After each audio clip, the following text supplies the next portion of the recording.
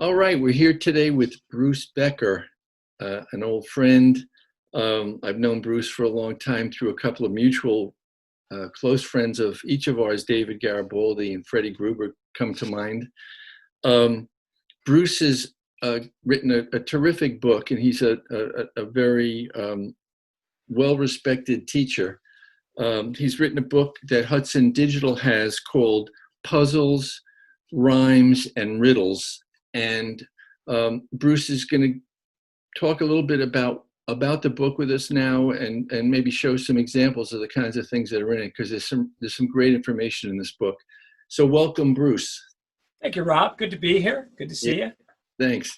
Tell us what prompted you to really write the book, and add something new to the mammoth amount of material available for drummers that's out there. Lord, yes. This was inspired by my workings with a couple of composers that would write some really challenging odd time music. And I had a pretty good understanding from the exposure of my longtime studies with Freddie Gruber, with some literature that would be, like Gary Chafee or Ralph Humphrey. And my inspiration was the composers, but I also wanted to see things. I needed a perspective to write it out so I could see it too, so I could process it from a different vantage point. It's good to hear things, to have that developmental edge.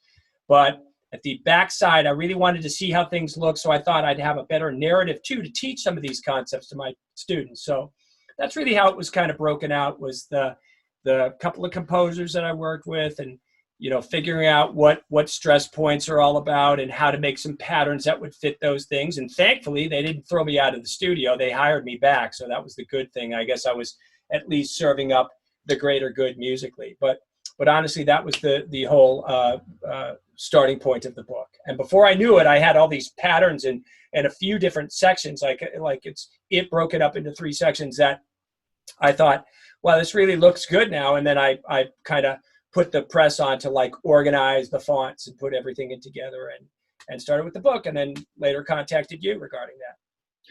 So let's talk about the book. The 3 sections, I guess, are the first section primarily deals in more of a funk feel, right? Yes. Second section, more jazz feel. And then third section is you're playing various combinations. I guess they're rooted in 4/4, but like a 3 against 4 or 7 against 4, those kinds of things. Right. So maybe you can demonstrate some of the sure. Give people a taste of what's in the book. Well, for example, in the first section, I did things that I called them derivative of a 16th note time signature. So I was looking at building patterns that are a little bit more dense, like a 13/16 or a 15/16 and stuff like that. And my initial idea was to take a root pattern. So the very first pattern I expose is basically what David Garibaldi would refer to as the King Kong beat, which is a paradiddle with an inverted paradiddle, which would be right, left, right, right, left, right, right, left, right, left, right, right, left, right, right, left. And cleverly so, I put it in the puzzle section. So we're trying to build up pieces. And then I would take those same kind of sticking ideas and root them in a 5/16 or a 7/16 pattern. For example, the 5/16 pattern would be I call it like a lopsided paradiddle. So it's right, left, right, right, left, right, left, right, right, left, right, left, right, right, left. And I'm of the ilk of, when I count it, I can count to 4. I can count to 6, but after 6, I get a little fuzzy. So I have a couple of little different modes of counting. But so in this mode, I would count, 1, 2, 3, 4, 5, 1, 2, 3, 4, 5. And then as I went through the different sections, what I did was start to put together some patterns to give some combination possibilities. And my idea was to take that rooted 8/16 pattern and then add like a 5/16. So then you would have a 13/16 beat. So if I did that, I'm going to count the 8/16 pattern in 2/4 time, because it rests easier in my counting system. And then I'm going to add that 5/16 note pattern. So it would be 1 E and a 2 E and a 1 2 3 4 5 1 E and a 2 E and a 1 2 3 4 5 1. And so now you have a 13/16 pattern. Just to be clear, it's 13/16, so you're still feeling this all in 4/4. Well, no, not those. Those are really truly in other time signatures. However, I did do a very short example of, for example, the 5-note sticking and put it into, I don't remember if I did it in 2 bars. I think I did it in a 2-bar phrase, and then it would reboot after a certain point in time. So if you do your math, you'd have to go, all right, hang with me. In 2 bars, there are 32 16th notes, and 30 is divisible by 5, so I could have 5 of those 5-note patterns, and then I'd have to do a 2. But really what that becomes is a 5 and a 2. It would become a 7-note pattern. But I did do just a small example of that because I always was interested in superimposing that kind of a pattern over in 4/4. But these truly were also to give somebody the incentive to find some stress points of some different approaches to maybe a 7 and an 8, making a 15, or maybe, I don't know, a 21/16 pattern, so that if somebody presented you with some music, that you had some tools, some little compartmentalized patterns, and you could add them together and at least get through the starting point of a tune.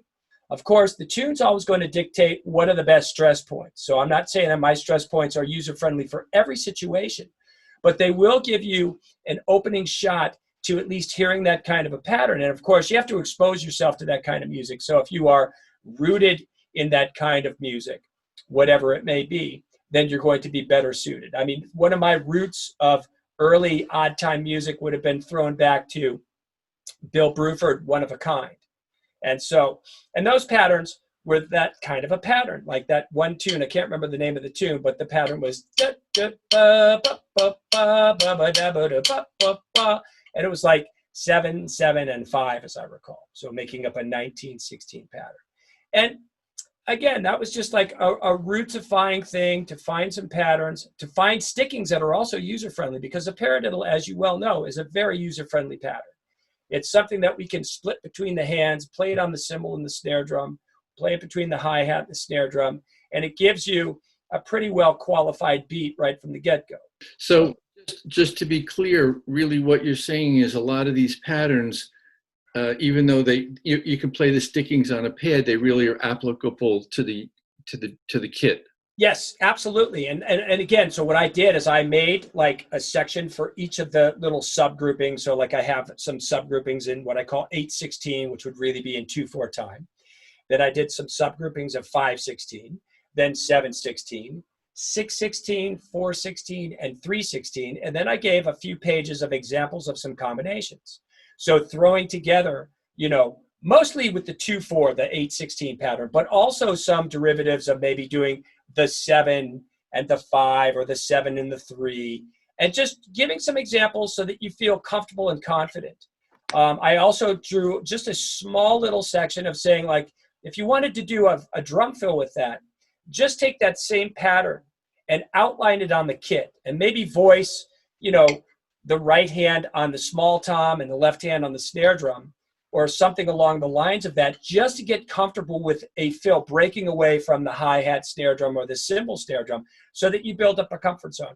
You know, as soon as you walk through that landscape, you're going to fine tune and be able to stretch out of what you've established. You're going to get some more off ramps to what you can do. But as a starting point, I was just trying to register, hey, here's a really clean in the lines approach. See what you can come up with. And I didn't want to get too nitty gritty and write down every combination of patterns. I wanted to give some people some equations that they could see, and then go work on your own equations. Take the tools and make your own puzzles. Put those pieces together in whatever you feel will conform to making music in your situation, or having fun with that odd grouping and giving you some incentive to get more comfortable in that zone.